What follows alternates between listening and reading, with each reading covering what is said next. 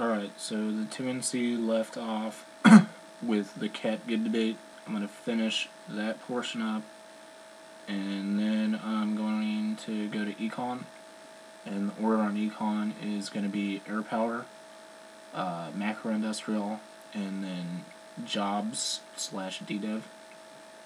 Alright, here we go.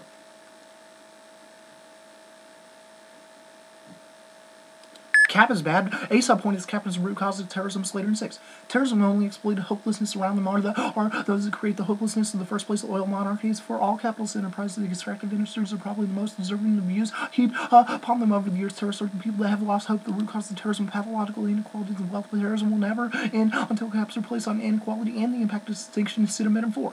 Terrorism, devastating consequent nuclear attack by terrorists, even if it fails, ethnic conflicts would proliferate, speed up the arms race. If the Texas sees the lead Third World War from which no one will emerge victorious, we will be without winners and losers. We will all be losers.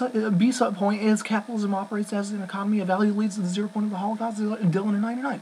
Value as subject became a standard unit currency. Political economies, capitalism economies of evaluation necessarily require calculability. Once rendered calculable units of account are necessary, submissible devaluation. Devaluation can extend to the point of counting its nothing decision. Economies of value leads to 0 point of the Holocaust. Brown, the risk of counting out the invaluable counted out. The invaluable may then lose its purchase on life. Econ.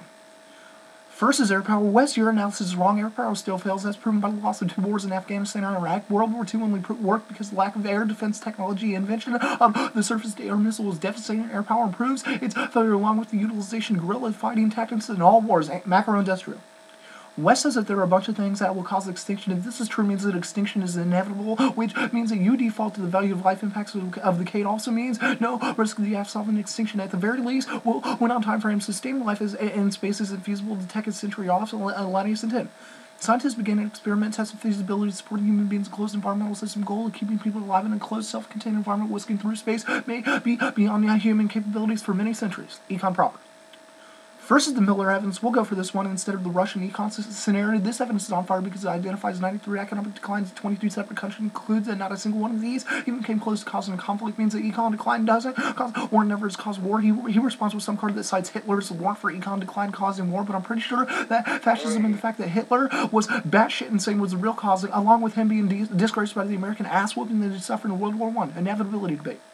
His first argument is the Gibson-Grant evidence. Problems that this author doesn't conclude that growth is inevitable. You can look to the K-alt and also the title of the author's books to find that out. Second card is Bister one. This evidence just says that believing capitalism has failed in the past. Yet our Wallerstein evidence on the K gives uniqueness to this change and indicates that it's inevitable. Also postdates this card. They also consider Berry evidence. The real question is whether the growth system is sustainable, and the answer is a thunderous no. This is because cap is based on lies and misconceptions because of its ecological ramifications and reliance on finite resources. The cogs of machinery will eventually give out, and the transition is coming now. New movements prove death is gaining momentum. Cassiola 90.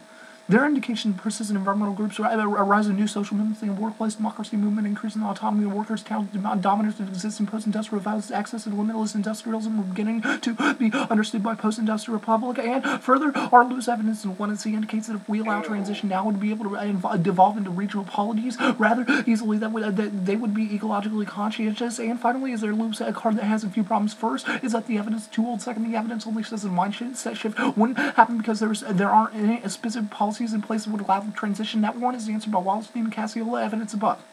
Now the impact debate. First is war. He concedes Bamer card, which answers the impacts of prolife in Russia. Turns countries that experience economic growth that begin to form. It goes an inflated perception of their power. They respond by becoming more militaristic, risk conflicts because of it. Second is the conceded environment scenario. That's our 10 card, which indicates that in systems globalization and growth have destroyed countless amounts of ecosystems and caused many animals and plants to go extinct, which pushed the global ecosystem to the brink of collapse, which would bring about global extinction. No defense in 2AC, no new, and the 1AR. Third is this prolife scenario. This argument doesn't make sense because the only way the countries are able to proliferate nuclear weapons is if they have the capital back in such investments. Thus, in the world of economic decline, countries would be forced to decrease spending across the board, which would include military spending, nuclear program, and investments.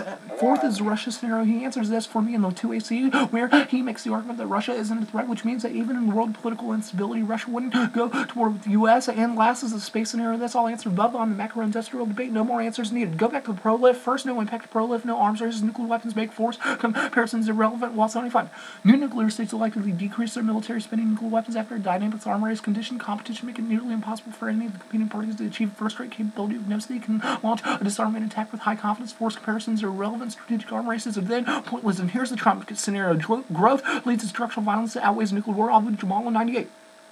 We live in a nation that condones sexual violence. Those excess deaths are product of choices concerning how to distribute wealth is invisible, more insidious. Every 15 years, as many people die because of relative poverty is to be killed in nuclear war. This is in effect the equivalent of an ongoing, unending, and fast accelerating thermonuclear war. Boom.